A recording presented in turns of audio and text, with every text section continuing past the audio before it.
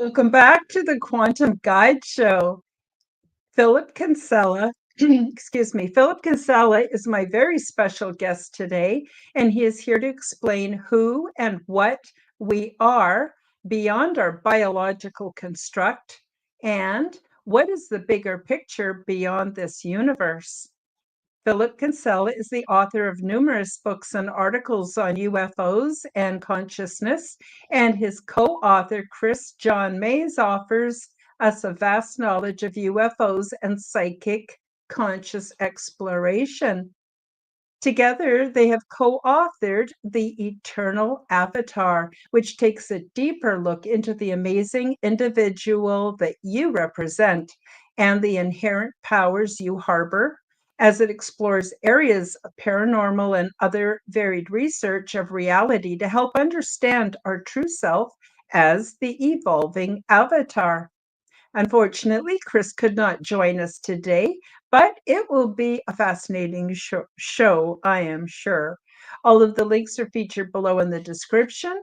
Thanks for liking, commenting, subscribing, and please do share my content with your friends. And I'm very happy to announce that YouTube channel memberships are now available so you can receive my perks and help to support my channel. Without further ado, bring on my honored guest, Philip Kinsella. Philip, welcome to the Quantum Well, Guide Show. thank you very much, Karen, for having me on again. And it's wonderful to be in your wonderful presence. And Chris can't make tonight, but of course, he sends his best to all of you. And I'm sure he'll be on in the future. But thank you. It's wonderful. Yes, he wasn't able to come last minute, but he's such an important part of the book that Oh, I thought yes. he was definitely worthy of mention. Last time you were on with Chris, we sort of covered about the first half of the book. Not that you could really cover half of a book in a 1 hour show, but we got started. I'm wondering, though, before we get started, Philip, is there anything that you would like to share with the audience, projects you're working on, upcoming things that you're doing, things that have your interest, or even things that have caught your eye on the world stage? Totally up to you. Anything you want to add before we really get into the book? Yes, well, I'm very honored to be on the Quantum Guide show, Karen, and to tell your wonderful watchers that I'm working on a new project which deals with more UFOs, more to do with life after death, and also creation. And one of the things that's caught my eye, I think, with many of us that we won't go into detail about, is what's happening on the world stage, and seeing Mhm. this interconnection of negative and positive polarities taking effect. So yes, I've got some more filming to do this year for another company. And for next year, I'm going to be focusing on my new book. And of course, the book that I co-authored with my wonderful co-author, Chris John Mayes, The Eternal Avatar, is a deeper exploration into consciousness and also about what you are, what you represent. I think this is the penultimate question that must be asked, because when we come into this reality, we don't have a book to tell us how it is. We've got a system telling us what is and what isn't. And of course, as you go along this journey, you discover there are certain areas, certain subject matters which were once out of bounds and restricted within content. And you're thinking, well, either I must be mistaken or lying, or the system that we serve is mistaken or lying. So, so I believe that our projects, our work, all of us, into the quantum, into the other side, into our alternative realities, our dimensions, is very, very important. So yes. Yes, absolutely wonderful. So the book, here's my copy, The Eternal Avatar. Um, Basically, let's just do a little recap, maybe of about the first half of the book. Of course, there's no way we could get into all the details in a 1 hour show, but basically, what I'm understanding is that we're so much more than what we think we are, and certainly so much more than what we're told we are. And with this heightened awareness of our true essence, that makes so much of life possible. Things that we never dreamed we could do, we end up doing. And it's also validating many people's paranormal experiences because it explains how it's possible, why it happens, and that no matter how bad things get, number one, it can always be worse, but number two, things will get better. Anyway, Philip, do you want to talk a bit about sort of just whatever you want to say about Yeah. wonderful, amazing, and inspirational book? Thank you very much. Yes, both Chris and I decided to write this book, to co-author this book, because he is a healer, clairvoyant, brilliant artist and photographer, you name it, and a lovely guy, a wonderful personality. He's just so great. And he gave me the idea when we were in a pub with another friend, another producer friend of ours, and about the Avatar. And it is an important book because even when I was a child, I wanted to question the validity of what we call reality. It didn't make sense to me that we live and when we die. And that question is penultimate when we lose someone that's very dear to us and they go through the process of what we call death. And I think the way I'm seeing it is that there is a lot about us that is not to be revealed. We live by a system that is all about control and condensed consciousness. And this is bizarre. If you go back into the heyday, way back, people who used their mind outside the box were considered witches or sorcerers and either burnt or drowned.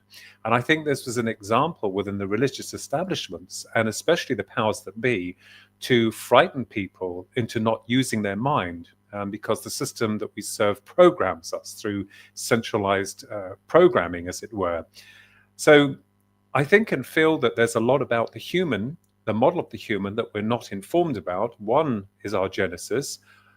Take away the religious ideologies, although most of them are important constructs, but the reality of that, of how we came into being, which our book explores, as well as the question of soul survival.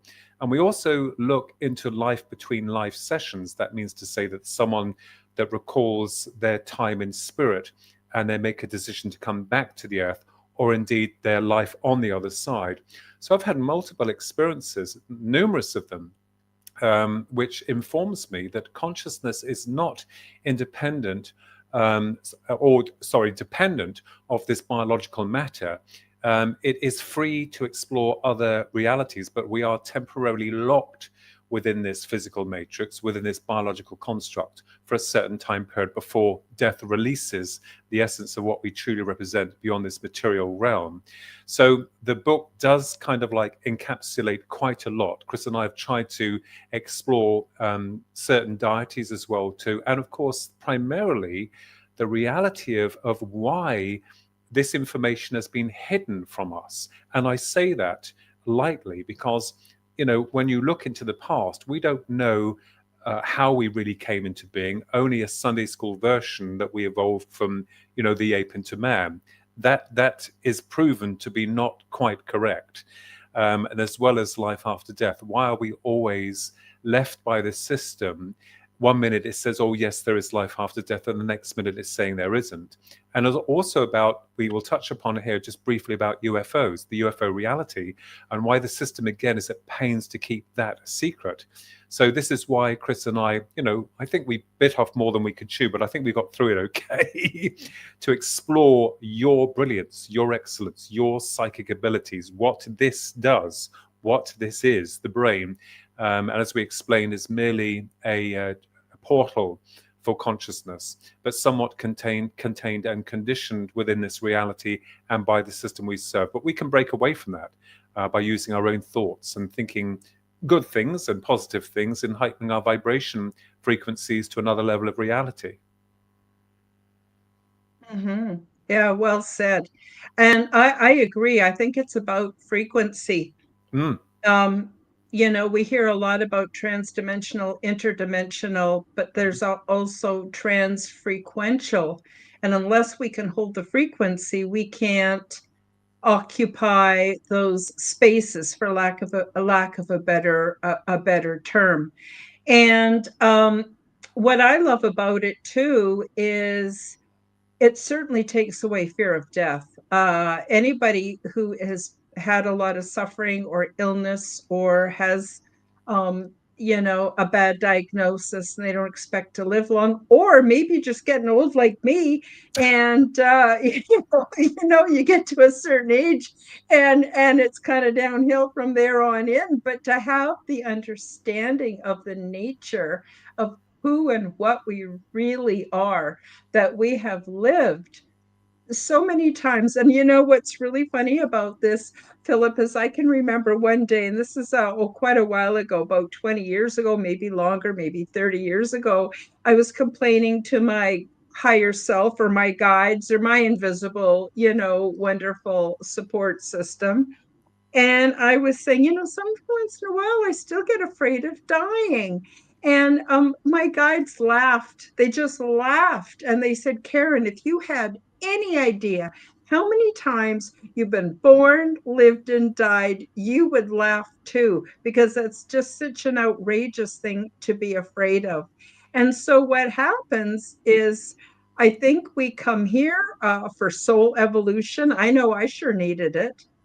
Although I have to be honest and say there are days where I go, yeah, well, when I'm done down here, I'm not coming back.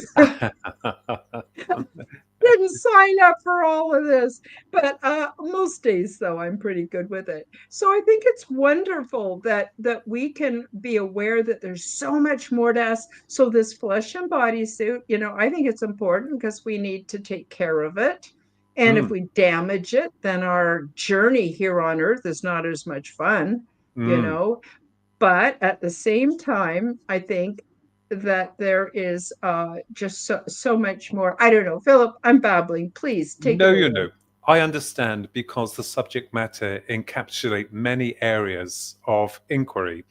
One of the things I will tell you is that there is another side. In fact, there are multiple sides, multiple realities, multiple dimensions of reality. And I think this is where a lot of those fields within what we call the paranormal may make more sense to us, because most researchers are out there chasing something that they're never going to be able to hold or physically hold, because such forces are operating on very dimensional and vibrational levels that are different from ours.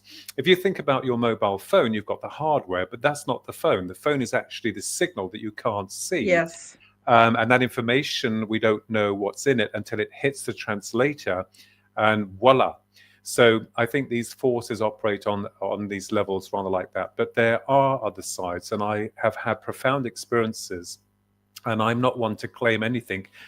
Most people are aware that with myself, I'm very grounded with theoretical content. But let me tell you, there are alternative dimensions of reality, and there is another side, in fact, multiple sides. And when you experience that, it's rather profound. I think that when you actually are getting these experiences and they're coming through to you, it's hard for us to translate because there are no words that connect with it. So I believe that what happens is that we are connected to a larger realm of reality that goes beyond our level of understanding, but we can translate that. I mean, I had an experience not long ago, literally, of being relaxed and then seeing myself in another life. And I don't know if this is a future life or a present life, but it was so shocking because when the memory came through, when the impact of that came through, I knew that side. I knew where I was. And let me tell you, I was happier. It was like, wow. It was almost as if me in this life is just like a going through this process of exploration that when completed, I'll then reconnect with my real self there. So this calls into question parallel lives. And if there's a real version of you that's on the other side. And Chris, my co-author, has always said that he believes that the real part of our whole self is on the other side. But what's happening is that we have fragmented parts that are incarnated into certain lives, and we're going through these experiences. I always joke and say that when I get to the other side, I'm going to get a refund. And I'm going to say to them, first of all, if they're trying to get me back down here again, then they need to get themselves down here and then come back and tell me that was a wonderful journey. So I also believe, as Chris does, that it's possible that within our incarnation, within this life, that we come through with a blank memory. We don't have any real recall of where we're from. Until, of course, you start to progress through a child and you are developing or perhaps wired slightly differently and start to get these paranormal experiences that come through what we call paranormal. I think they're quite normal experiences. So it's possible that we're creating a canvas, almost like some people creating a film. They have the actors, they have the script, you have all sorts of problems when the film's being made. And then, of course, what happens is once the film is developed, there you have it. You can actually live within it. So I've always thought it's possible to assume that we are creating, each and every one of us is so important, that we are creating a canvas that has been, sent to the other side that other souls can experience. So basically, we're all creating these worlds, these experiences, and that on the other side, we can really live them. And that's only part of the theoretical idea with regards to our journey. There are also other elements that we address within the book, which are quite hard to deal with, and that is to deal with the negative aspects of what may still be here on this planet and running the show behind the scenes. But as the human, we're quite extraordinary and endowed with what we call a spirit, what most people call a soul. And that spirit is connected to the ultimate source of all that is.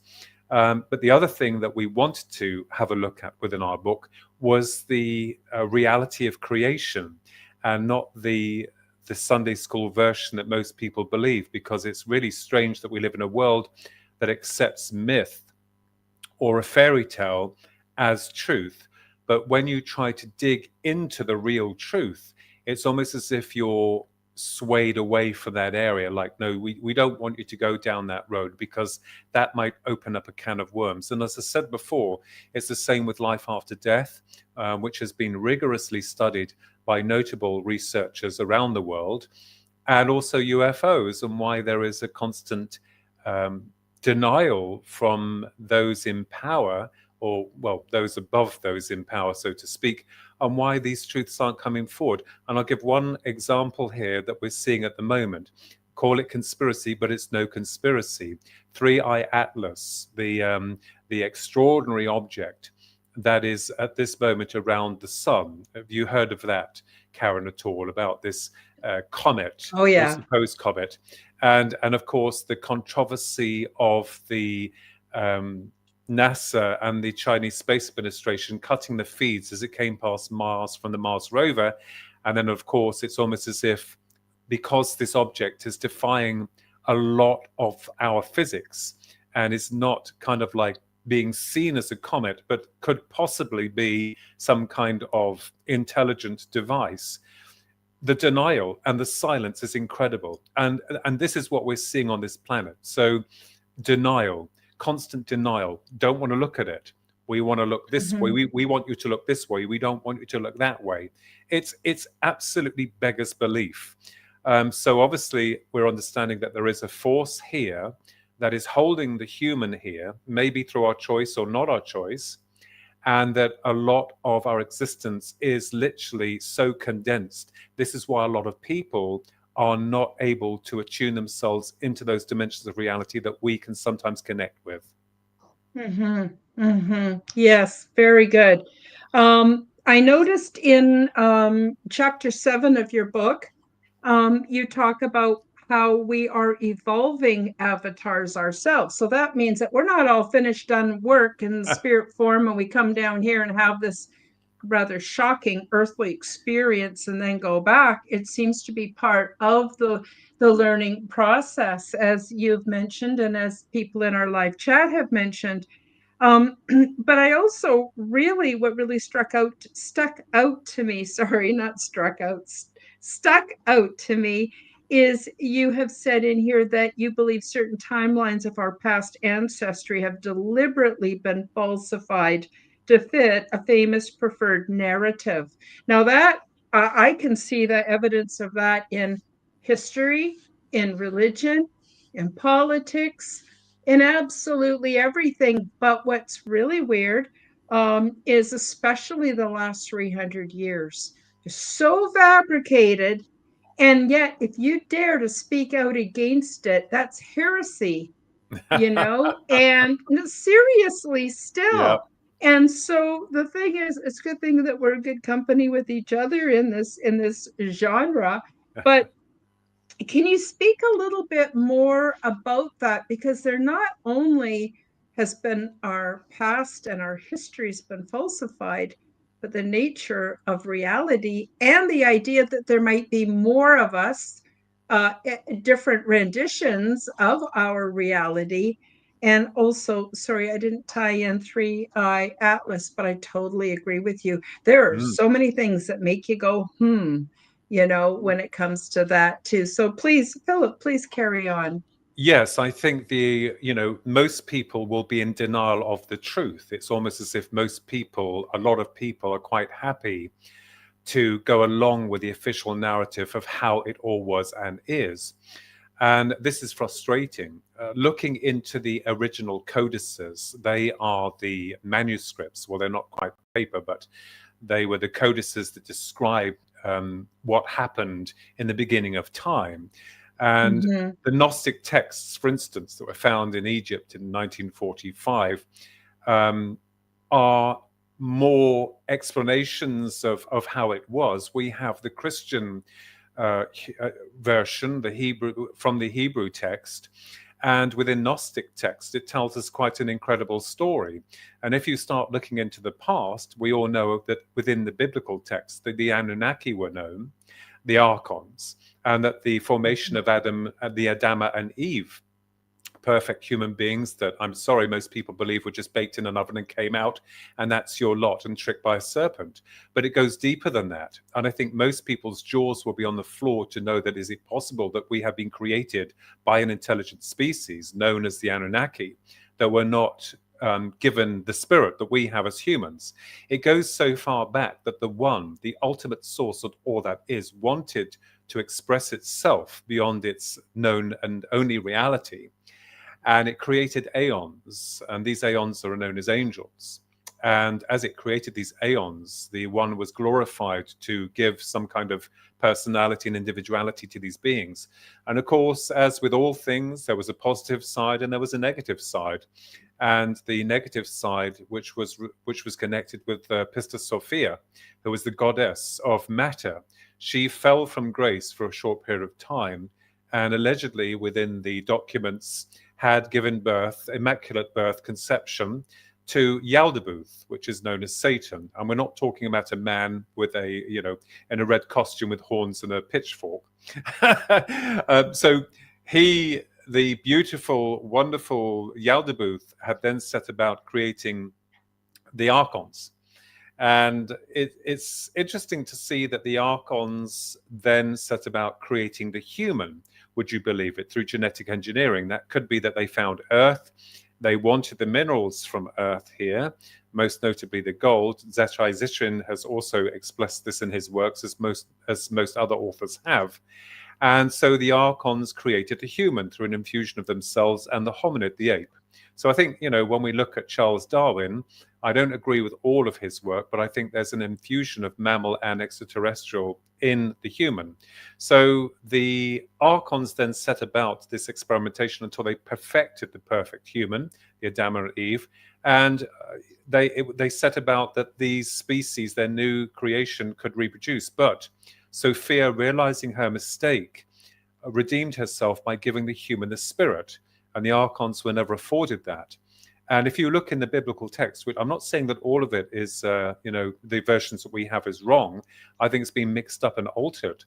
And so the Archons, the fallen angels, they mated with the females, the beautiful human females, and tried, I believe, to corrupt the original DNA or get hold of the spirit that the human had. And of course, we then go into the Nephilim, and then, of course, the story evolves where there was a great flood because the gods wanted rid of the experiment, and some humans survived. That was Noah with his family. So, I'm not going to get into the religious ideologies of all of this, but I think the story's been mixed up and changed. And as we can see today as human beings, we are creating life now. So if we had created a new species of human, they would consider us as, vengeful, warring gods, not God. So it's interesting to see that it's all to do with the spirit and how through our evolution, a lot of history has been wiped or changed to divert the human as it goes through its progressive cycles. We'll never be able to determine how we came into being, what happened, and to understand our brilliance as eternal avatars. And this is something the system is constantly, even in our present day, dumbing us down, making us feel as though we are dependent on a system and programmed in a very, very condensed version of how it all is. But the mind is literally all that is, and the brain is the portal. And if you're conditioning the brain, you're also conditioning the mind. But this book is trying to remind each and every one of us that you are incredible, that you are an evolving avatar, that the system that we serve, and I still believe that this dark force is still present behind the curtains, rather like the Wizard of Oz, operating from behind the scenes and electing these puppets in charge, giving them power, money, and, authority over us as the minions. But, I believe that we're going through another cycle, and if we're not careful, we will go through another process of devolution yet again. Quite likely, quite likely. You've mentioned also on page 126 of your book, the brain is a conduit for consciousness and serves no less as a gateway to alternate dimensions of reality, allowing universal organization to be filtered down into our narrow band of awareness. What I love about this is I also agree. Like, I don't think memory is in our brain. I think that our brain has the technology housed in it to access memory, but not just that. All of the paranormal gifts, contact with UFOs and aliens, beings from the spiritual realms, and on it goes, how wonderfully made we are. And yet, if you are, at least I believe, in my opinion, that if we're just completely swallowing the mainstream narrative, we're never going to find out what we are and have these amazing experiences. Then we have people like you and I. We've both had ET experiences. We've both had paranormal experiences. I don't even bother telling most people because they're just going to automatically think I'm cuckoo. They just can't handle it for some reason. But it opens the door for all kinds of other ways of being. And I'm wondering if you'd like to get a little bit into that. In your book, you talk about how, well, first of all, I guess through meditating, you decided you really wanted to find out what was going on with your deceased loved ones. How could you contact them? And you started seriously meditating. And that opened the door for this amazing experience. Do you want to talk about the time you were working in retail and the man came in and he wanted to buy your shirt? It's such a lovely illustration of what we're talking about, Philip. However, can I forget that? That will never be forgotten. And especially when you're touched by this singularity, that it will always remain within your mind. First of all, memory is located, I believe, within the biosphere, the energetic cycle of the human body. People call it the astral body, the second body. And that is where memory is it's like a donut coming around your system. The brain is just a facilitation of the information as it's being recorded into the system of reality. But yes, when my maternal grandmother had passed over, and we'd seen her a week before, she was dying of cancer in a Somerset hospital, very close to her. She was like another mom. And I was home here in Kempston in Bedfordshire in bed. And I woke up in the very early hours of the morning crying. And then I heard my grandmother's voice in my head, as clear as day. The first time I think ever I've heard someone's voice from what I call the other side saying, "Why are you crying? Why are you crying?" And then she showed me in my mind a photograph of me and my brother, as identical to my brother, as babies being held in her arms, which is a photograph we have. And then there was silence, and then the phone rang and she'd passed. Now, I'd then gone to go and see a medium for the first time in my life, and thank goodness she was a really good medium. She used to work for the FBI in America on cold soul cases. That means to say if the police or the FBI couldn't find a body, they'd bring a sensitive in, and she had quite a high success rate. So I went to go and see her, and she wiped the floor with me, and she said to me, "You've got a spirit guide." And I thought, oh, gosh, here we go, because I was very grounded. She said, "He's a North American Indian." And she said, "You'll be back in 2 years' time, and I'm going to train you." And I was like, okay. So I got into my car. I was so shocked by the 2 hours that I'd spent with her. She wiped the floor with me, basically, in a good way. And I cried in my car. I put my head down on the steering wheel, and I cried. And so I thought a spirit guide, a North American Indian. So I was really wanting to reach out to the other side to find out, where are they? What's going on? And who and what is this spirit guide? So as I was going through my process of meditation, which is important because there's so much noise in our world that, we're swamped. This is why we're not able to think or connect, because the world is continuously bombarding us with a lot of jargon, a lot of distraction, news, troubles, war, all this type of thing. So I was meditating, and I'm like, okay, so I've got a spirit guide, and you're there to help me. I guess you're a discarnate person who hangs around me. Can you please tell me your name? So on this particular night, I saw, when I closed my eyes in meditation, when I asked the question, the image of these wolves. And then on the ground, cross-legged, was a North American Indian playing a flute. And I was naive. I thought that, this spirit guide or those on the other side would verbally talk to me. And I thought, you're giving me symbology here. So wolf song, that's your name. If that's your name, prove it to me. Of course, I got nothing back. And the very next day I worked in retail. I was at my station, and this guy came up. He was a Canadian guy, and he was wearing a leather jacket. And as he approached the till point, I could see that his jacket was open, and underneath the jacket, he was wearing a T-shirt. And on the T-shirt were these wolves and a cross-legged North American Indian playing a flute. And we had a short discussion, and I was shocked. When I'd finished speaking to the man, he said, "I got it from Canada, man. You got to go there, And so I, thank you. As soon as he went, I took myself to a stockroom, and I put my back against the wall, and I was literally shocked, because I thought, oh my goodness me, this discarded entity, North American Indian, was validating to me that this was his name. And I think because I'm such a hothead, it takes a lot to get through to my skull. I'm very grounded. So these signs kept coming and coming, and I kept thinking, wow, this is incredible. There was another time where I literally had been serving some people on the floor. There was another young lady with me, and she was talking about this book that I was working on that didn't get published, but there was another version of it which did later, many years later, by a publishing company.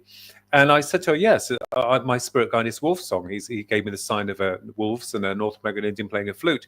And there were two customers in front of us, and the man turned around, and on the back of his jacket was the wolves and a North American Indian playing a flute. So I kept getting these signs, and it was incredible. And I thought, wow, so I am projecting to them and telling them that I'd like some information, and they're sending it back to me. So this is how the ball started rolling. And I thought, well, have I created Wolf's Song? Is he a higher part of myself, or is he actually a separate entity from me? And it didn't matter either way, whichever argument that someone would tell you how it is and what it is, because we just don't know. But this wolf song was there to assist me. And the more I thought of him, the more I talked to him within my mind, the more I expressed my emotional self to him, the stronger he became. So it was quite remarkable. And I thought, well, how do I deal with this? So this was the very beginning of my journey. And I will tell you that 2 years later, I had been back to see the medium, because there were 3 other deaths within the 2 years, and they were all in the space of 3 months of one another. And one of them was a friend of mine, a working colleague, who had died of cancer, age 20, and he had read my manuscript. And I asked him if he could appear to me before he passed. I know he was terminal, and I said, well, he said to me, how will I do that? And I said, well, I'm sure you'll find a way. And he said, I'll tell you what, I'll beam down like doing Star Trek. He died on June the 25th, 1999. In the winter of 1999, after his funeral and some time had passed, I got into a bookstore, secondhand bookstore that I used to frequent, to the paranormal section, and this book fell on the floor, and it was called Reunions by Dr. Raymond Moody, and it was how to communicate with the dead using a mirror. I did the experiment, and in the winter of 1999, my friend appeared to me through the conservatory glass doors, and that was so shocking that I went back to the medium and said, "Okay, I'm yours." So, and that's how the journey started on the psychic department. Wow. Wow. I mean, that's such profound um validation, Yes. and often that's what it takes to crack open that nut that we have of disbelief and allow ourselves to become the amazing beings that we really are. And that's another reason why I think your book is very, very valuable to everybody. I also noticed that in your book you talk about spirit guides, Mm. and you're fairly convinced everyone has spirit guides, Oh, yes. but they won't interfere unless it's absolutely necessary. So I'm wondering if you could explain what that means, because I myself have had um, contact in very profound ways. Often it was a response to a life-changing event, to trauma, to times when I really, really needed them. It's interesting when I get used to having them around and constantly, you kind of just get fed by them as you go through your day. It's not always a profound experience, at least not for me. But then I go through what I call dry periods where I don't hear from them. And I Mm. think it's because I don't hear from them because I'm not needing them. It's time for them to take off the training wheels and give me a little push and pedal, Karen, pedal. You can do this. What are your thoughts, Philip, about why some people hear from their guides and some don't? And I'm sorry, I'm being silly No, here, but I just no, wanted you're you to. not at all. They're That's very what it valid. feels like. And I used to go, why am I having these dry periods? No, you're not supposed to be Yeah, all a mesh 24/7. yeah, it's very interesting because my understanding of it is that the communication is not, as most people think, on a verbal level where they're always talking to you in your head, which they do. The communication is done through very sensory connections of the body.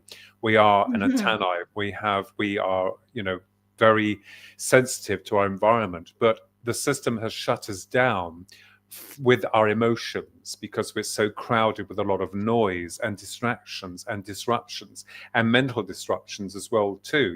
We worry, we're concerned. So I remembered when I started doing readings for people, and I only ask for yes or no. I'm not one of these mediums that feeds. I'm very direct and evidence-based medium. And one of the questions I wanted to ask them on the other side was the future. How can we tell the future? People want to know about their love lives or what's going on. And I got frustrated because I'm like, well, how do I tell them that? Well, that very night, I had 3 blasts within my solar plexus. The solar plexus. This is another area where we have to get in touch with our sensory connections of how we're really feeling, because I think a lot of us are cut off from that because that's what society does. So I had these 3 blasts within the solar plexus before I went to bed, and it was the most awful feeling I've ever had in my life. There was a feeling that I kind of remembered what that feeling was or where it's from in the past, but couldn't quite connect with it. So these 3 blasts came, and it was like every atom in my body had spread from within and out. And of course, the very next day, I'm at work on the customer accounts department where I was changed my job in the same department store. And my boss came up to me and said, "Have you heard the news? Come and follow me."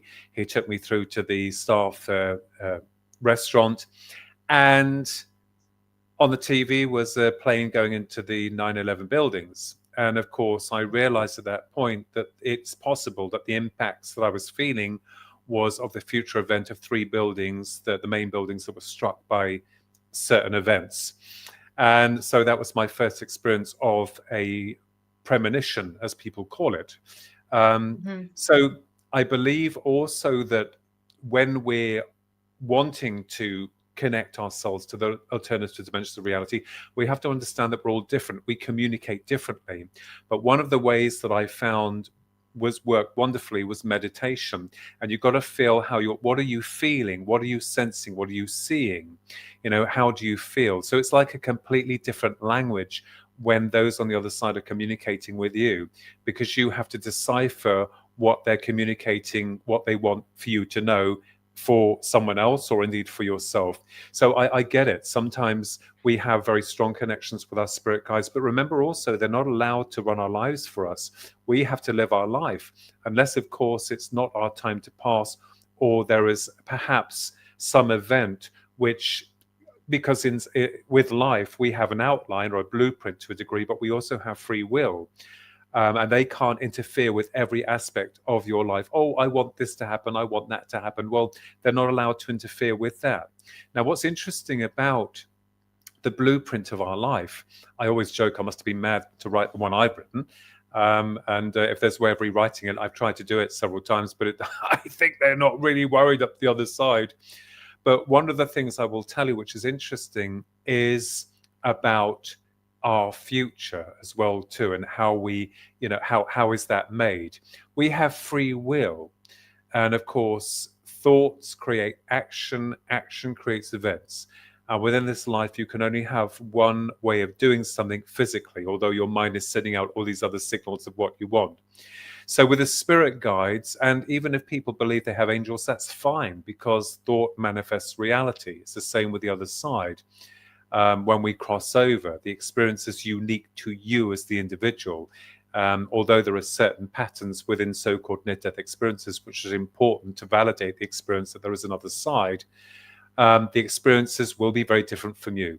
So, you know, sure, I've had those moments where I've really been tested, and I will tell you something funny here to close here, Karen.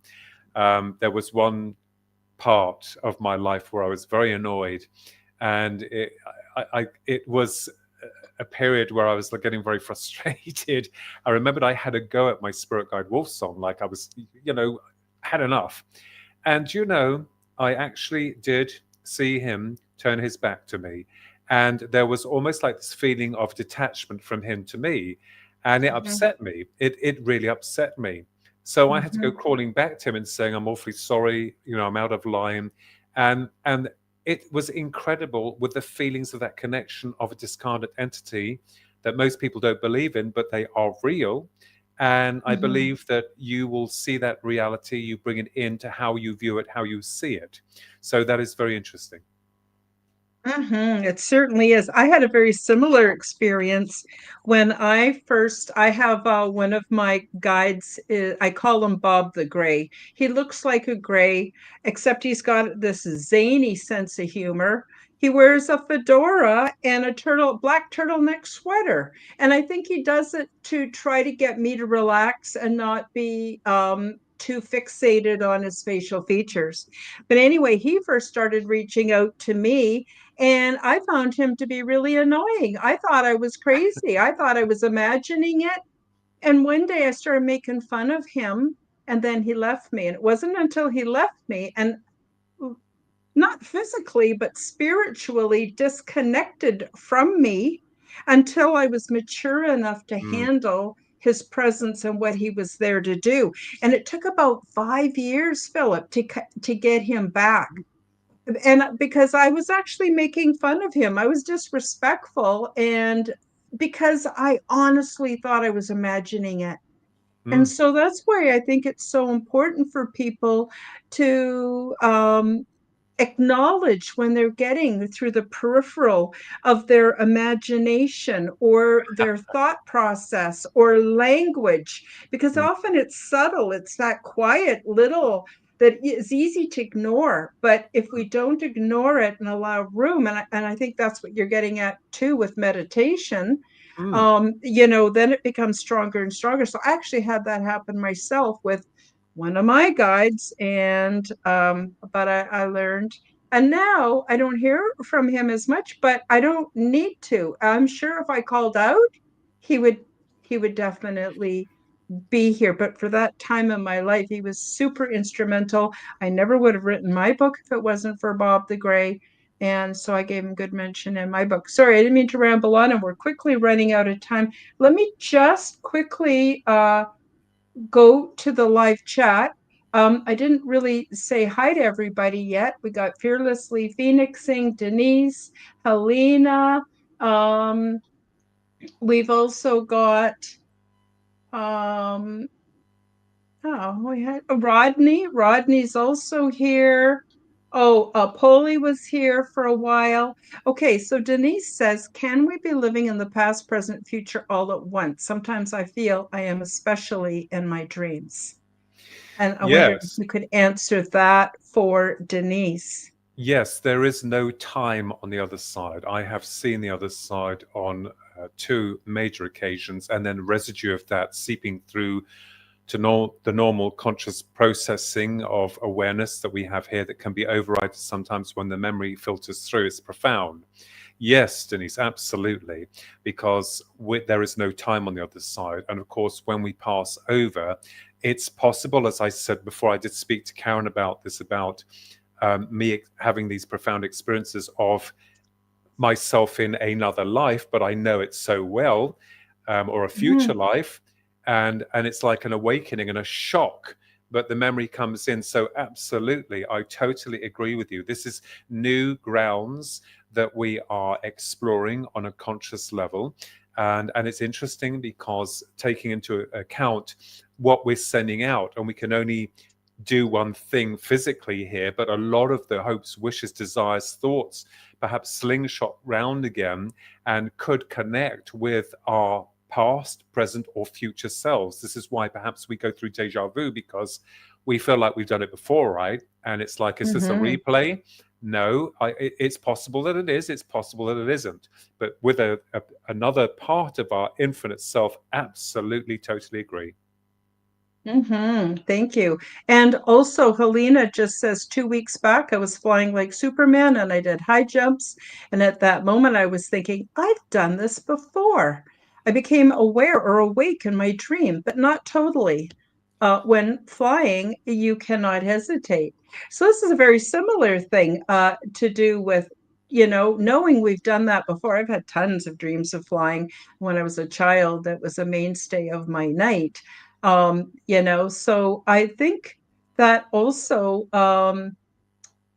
Denise also says, I get a lot of deja vu. Thank you, Philip. Sorry, try not to get overwhelmed between dealing with the chat and paying attention to you, Philip, but it's all really super important. Now, we're coming close to the end of the show, so I'm wondering, did you want a few minutes to talk about some past life experiences that Yes. you had? And there's a couple other things you wanted to mention. I want to leave room for you to do that, to also tell people what you're up to, and Yeah, all that sure. other good stuff. Yeah, so I will say that yes, I mean, there was an account of an near-death experience where one young lad had crossed over and that he saw on the other side Christopher Reeve, Superman, because he's deceased, he's passed over, teaching young souls out there how to fly.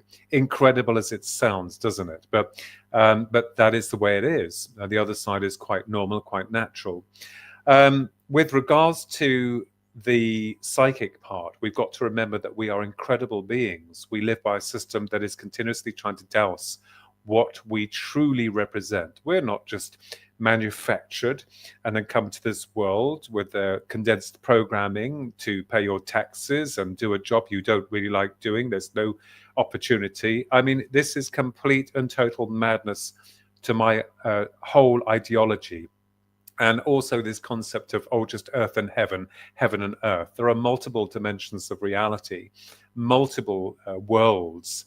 And we only think of the human as the only one reality, when in actual fact, there are ETs, there are other beings that exist beyond this level of what we call reality. And yes, we are slowly going through an awakening because we're waking up from the con that we've had. But the system, those in power, are trying to really push down now to subjugate us. And we've got to understand that love and empathy is what will end up wiping all this away. They call it the ascension. And I really believe that, because if every single person on this planet was to raise their frequencies of vibrations of energy, then this reality would dissipate. And it's possible that we are perhaps living in some kind of holographic reality, and within quantum that is not ridiculous as it sounds, and that we are basically switched off to a degree, but many people are switching on. And that's wonderful to see, I believe, within our reality, that a lot of people are trying to find these answers, and the system won't give you any answers. They're just going to tell you how they're seeing it and how they want you to see it, that you are just, you live and you die, there is no life after death, that everything is explainable. No, no, no. And I can attest to the fact that everyone's experiences is unique to themselves. This is the problem we have within the field of ufology, within the field of cryptozoology, with paranormal research, with near-death experience. Everyone's trying to fit it into the same box, and it will not fit. It is a unique experience to you. I mean, if you go back into the past, the Egyptians, incredible engineers, had come from a past which was technologically superior to ours. And of course, the pyramids of Egypt, the pyramids of Cheops were gateways to the Orion star system. They wanted to get off the planet. I've just got a joke here. They were desperate to get their spirit off of it.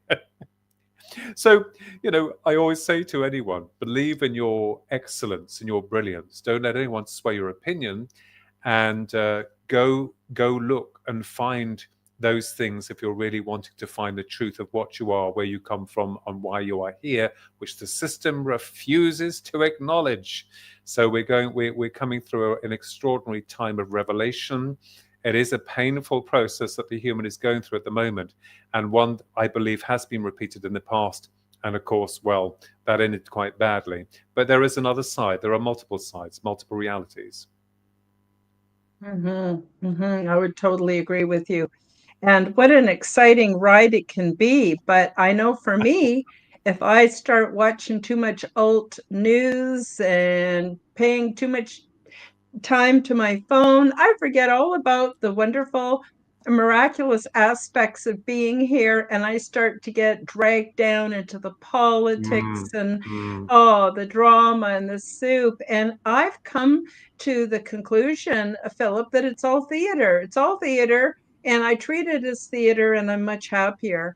But I really want to encourage everybody. Oh, hi, Leah. Leah just popped in for a minute here. She's Hello. another wonderful viewer of the show. But I really want to recommend to everyone The Eternal Avatar by Philip Kinsella and Chris John Mayes. You can see I got all my markings in here. I got all my highlighting in here because it's just such a wonderful book. And I think, Philip, you said you're working on a new book, or is it next year, which is actually only, 6 weeks away? Can you give us a little hint, or tell us what you're up to? Yeah, well, your books are just as amazing, and I have them too, Karen. So that's a very nice compliment that you stated about our book. We're all important. We're all part of this thing called creation. I am working on a new project, which will take perhaps a couple of years, and that's going to go to another publisher. And this will deal with a much deeper exploration of the lies, deception, and the intent from the system to really subjugate the human, the avatar. But we are strong, and we will win this fight because we are eternal beings. This is just a walkthrough. This is an experience. It is not the real life. Trust me on that one. When you are crossed over, when you have that experience, that is the ultimate reality that goes on. It is hard to explain in words because the emotional exchange is profound. Everything is within the void. Every single thing that could be created. And the mind, imagination is not a little box in the brain that opens and closes. Imagination is mind. Mind is creation. Oh, people imagine that. Well, what do you think's been created around us? It's all come from the mind, and someone imagined that. So our whole basis and structural understanding of consciousness and the way the human brain works has to be rewritten, and it is.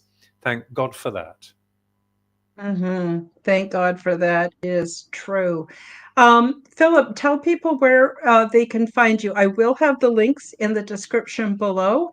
But for those that are listening on audio, maybe you could just tell them where they can reach you.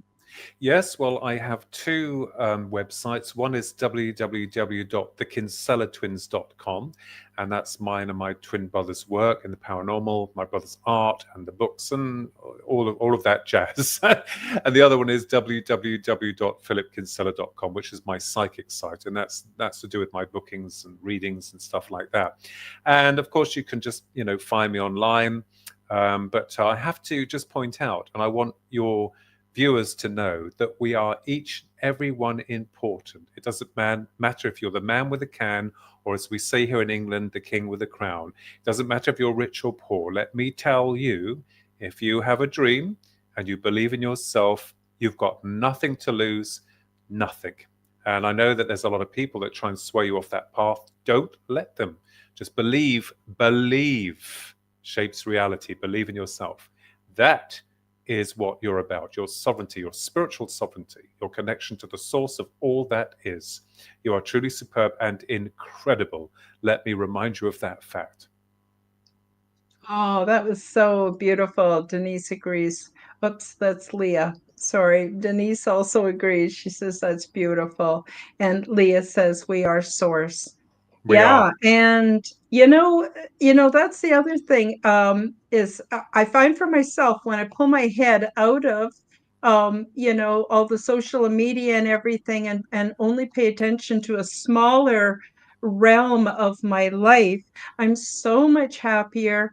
I know what I want to do. I can plan, I can do things, I can achieve goals I never thought I could. There's a real magic to this life if we just let it happen. I know you already just said all of that, Philip. Because the system will they know how to douse you. They know how to bring that negativity in and bring your energy levels down.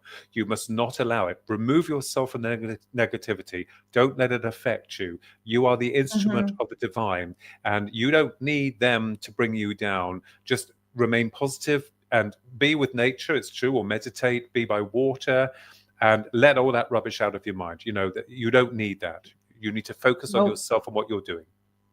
Yep. And just think of all the amazing things we can do in this world. And we don't have to wait for permission, and we don't have to expect the higher ups to do it. We can do it ourselves, grassroots movement.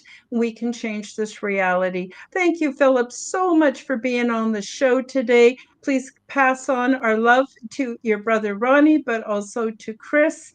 And I just appreciate you so very much. Thank you for coming on the show today. Thank you for all of those that came to the live chat. You really add an amazing new dimension to our reality. Thank you so much. And we'll see you hopefully Sunday for the Aliens and Angels podcast. Okay, Philip, take care. God bless. Much love to everybody. Bye-bye now. God bless. Bye-bye. Thank you for joining me for the Quantum Guide Show. Become the change that you wish to see in the world.